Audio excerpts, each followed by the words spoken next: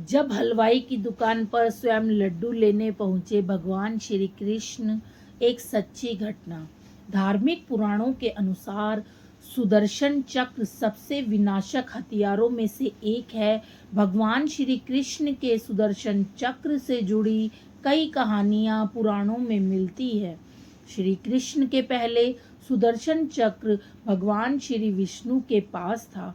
जैसे कि हम सभी जानते हैं कि श्री कृष्ण भगवान श्री विष्णु भगवान के 8वें अवतार थे। भगवान श्री विष्णु से यह चक्र भगवान श्री कृष्ण के पास पहुंचा था। सुदर्शन चक्र के बारे में भागवत पुराण में वर्णित है कि यह चक्र किसी भी खोई वस्तु को खोज लाने में सक्षम था।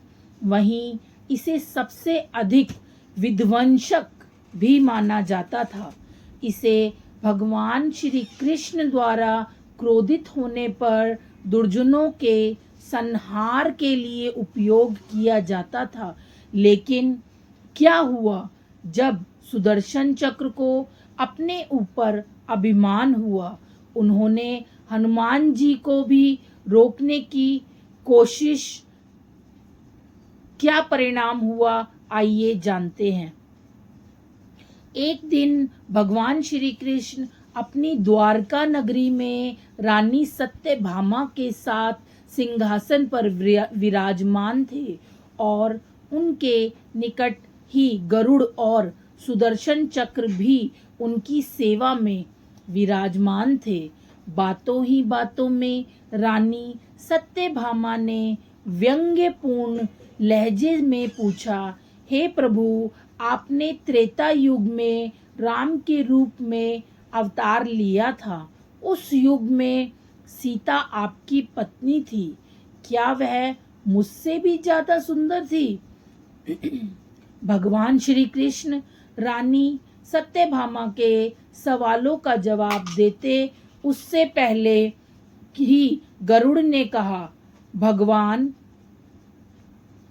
क्या दुनिया में मुझसे भी ज्यादा तेज गति से कोई उड़ सकता है? तभी सुदर्शन से भी रहा नहीं गया। वह भी बोल उठे कि भगवान, मैंने बड़े बड़े युद्धों में आपको विजय श्री दिलाई है। क्या संसार में मुझसे भी शक्तिशाली कोई है? भगवान श्री कृष्ण समझ गए तीनों में अभिमान आ गया है, लेकिन प्रभु की लीला तो अद्भुत है। तभी भगवान श्री कृष्ण मंद मंद मुस्काते हुए यह सोचने लगे कि कैसे इन तीनों के अभिमान को नष्ट किया जाए।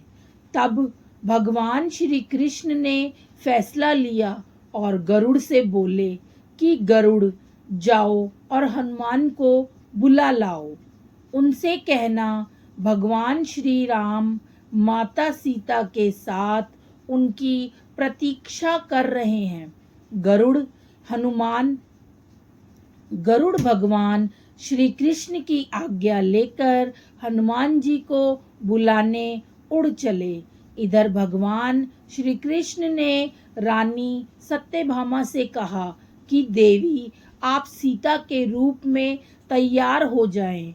और स्वयं श्री कृष्ण ने भगवान राम का रूप धारण कर लिया। फिर भगवान श्री कृष्ण ने सुदर्शन को भी आज्ञा देते हुए कहा कि तुम महल के प्रवेश द्वार पर पहरा दो और ध्यान रहे, मेरी आज्ञा के बिना महल में कोई भी प्रवेश ना कर पाए। भगवान श्री कृष्ण की आज्ञा का पालन करते हुए सुदर्शन चक्र महल के प्रवेश द्वार पर तैनात हो गए। इधर गरुड़ ने हनुमान जी के पास पहुंचकर कहा कि हे वानर श्रेष्ठ, भगवान श्री राम माता सीता के साथ द्वारका में आपसे मिलने के लिए पधारे हैं। आपको बुला लेने की आज्ञा है।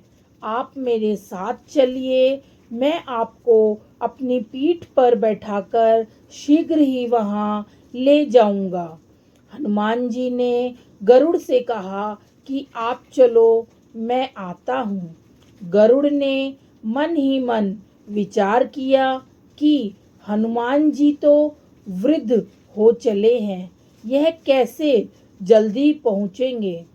जिसके बाद हनुमान जी के कहने पर गरुड़ द्वारका के लिए उड़ चले। लेकिन जैसे ही वह महल में दाखिल हुए, गरुड़ के होश उड़ गए।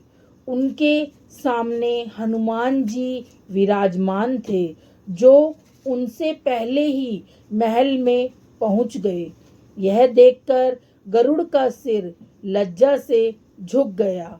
तभी भगवान श्री राम के रूप में भगवान श्री कृष्ण ने कहा कि पवन पुत्र, तुम बिना आज्ञा के महल में कैसे प्रवेश कर पाए? क्या तुम्हें किसी ने प्रवेश द्वार पर रोका नहीं?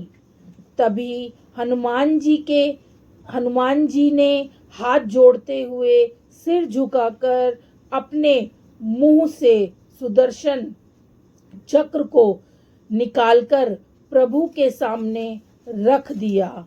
उसके बाद हनुमान जी ने कहा कि प्रभु, आपसे मिलने से क्या मुझे कोई रोक सकता है? इस चक्र ने मुझे रोकने का तनिक प्रयास किया था, इसलिए इसे मुंह में रख मैं आपसे मिलने आ गया। मुझे क्षमा करें। भगवान मंद मंद मुस्काने लगे और अंत में हनुमान जी ने हाथ जोड़ते हुए श्री राम से प्रश्न किया, हे प्रभु, मैं आपको तो पहचानता हूँ। आप ही श्री कृष्ण के रूप में मेरे प्रभु श्री राम हैं। लेकिन आज आपने माता सीता के स्थान पर किस दासी को इतना सम्मान दे दिया कि वह आपके साथ सिंहासन पर विराजमान है। यह सुनते ही रानी सत्यभामा का अहंकार चूर चूर हो गया। रानी सत्यभामा, सुदर्शन चक्र व गरुड़, इन तीनों का गर्व चूर चूर हो गया था। वह भगवान की लीला समझ रहे थे। तीनों की आंखों से आंसू बहने लगे और वह भगवान के चरणों में झुक गए। भगवान ने अपने भक्तों के अहंकार को अपने भक्त हनुमान द्वारा ही दूर किया। अद्भुत लीला है प्रभु की। इतना ही नहीं, हनुमान जी ने बहुत से लोगों का घमंड तोड़ा है। इसलिए हमें कभी भी अपने ऊपर अभिमान नहीं करना चाहिए, क्योंकि कहीं और कोई हमसे ज़्यादा बलशाली या बेहतर हो सकता है। तो इस स्टोरी से, इस कहानी से हमें शिक्षा मिलती है कि हमें अपने ऊपर कभी भी अभिमान नहीं करना चाहिए।